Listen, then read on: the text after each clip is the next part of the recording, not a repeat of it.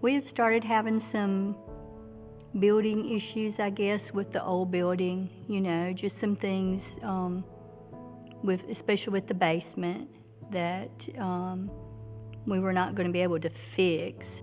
Well, my predecessor, Brother Dennis Smith, led the church to a certain level, and realizing they were going to grow and they needed to make some space.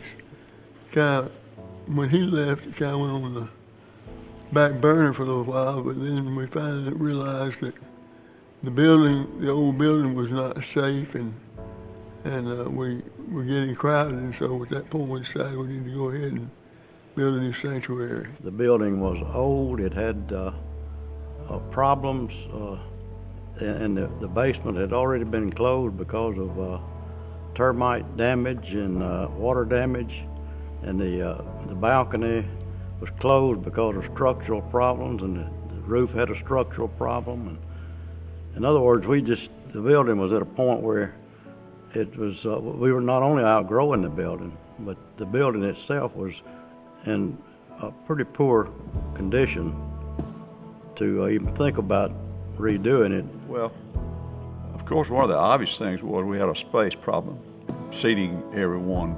On a good Sunday, it could get crowded, really. The balcony would be full and the lower floor would be full. Every time it rained, a big rain, we had to get water out of the basement, and that's where our Sunday school classes were, children's classes were.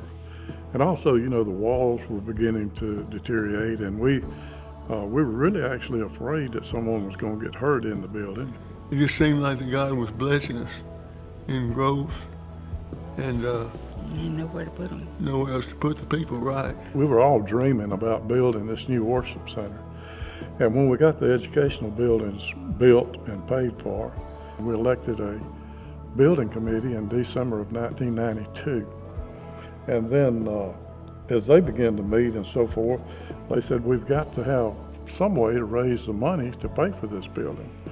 So in 1995, November 1995, we started a building fund and was trying to figure out how to raise the money. And we came up with a plan, a process, and we called it Dream to Reality. And we, in less than 6 months after we started that program, raising money, we broke ground to build this building.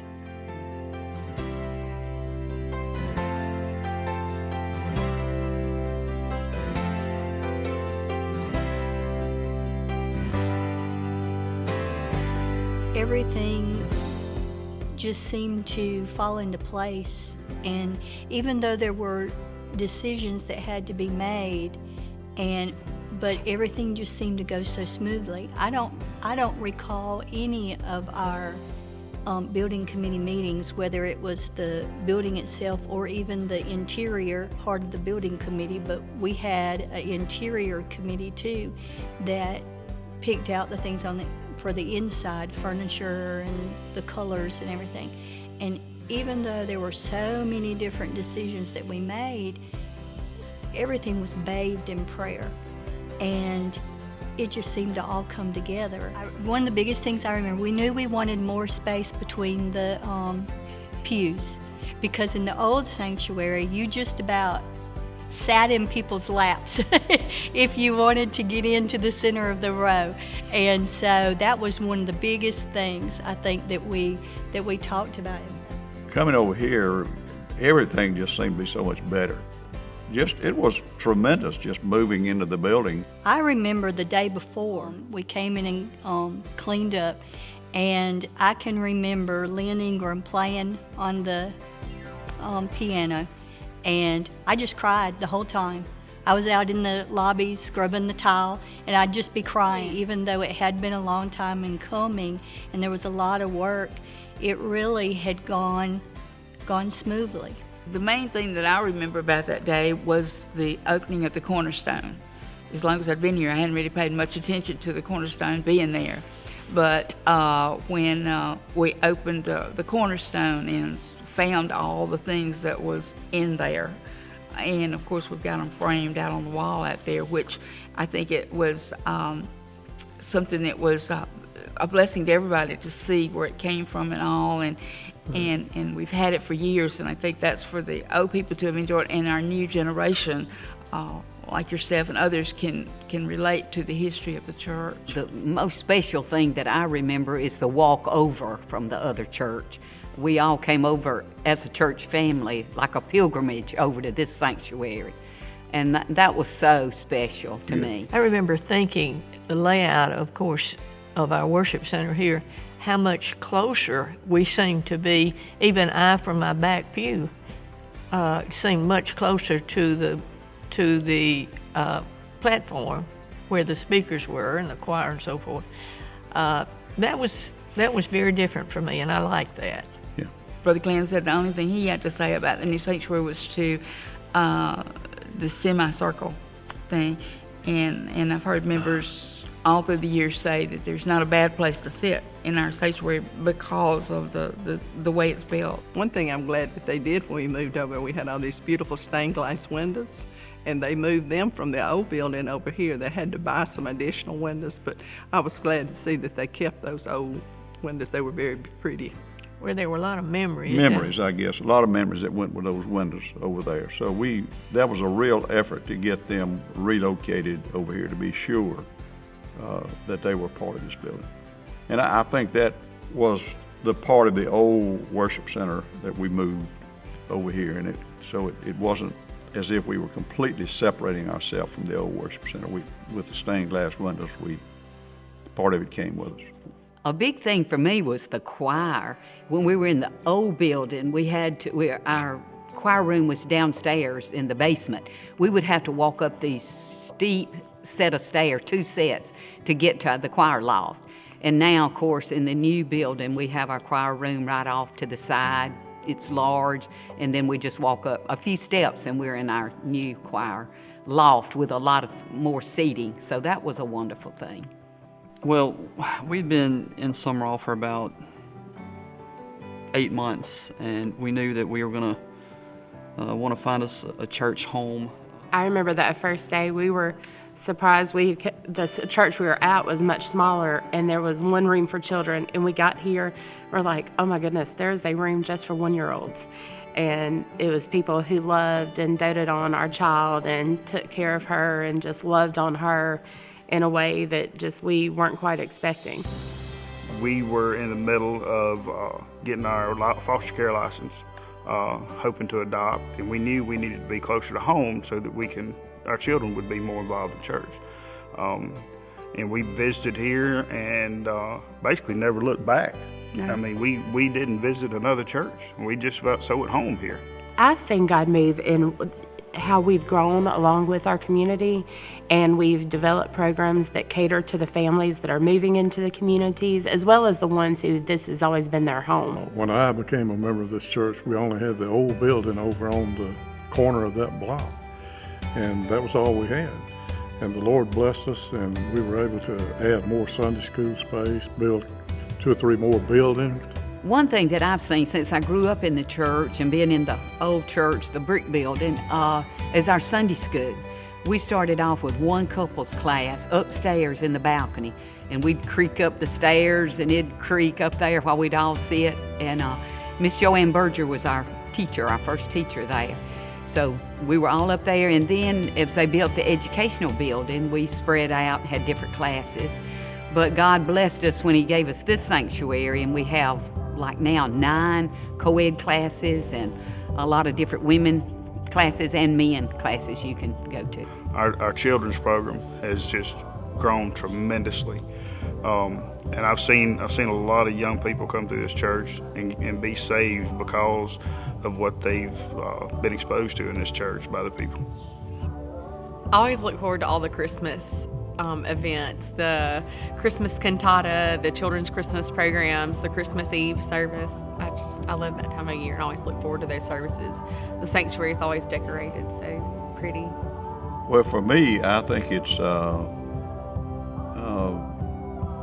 VBS, the last service, because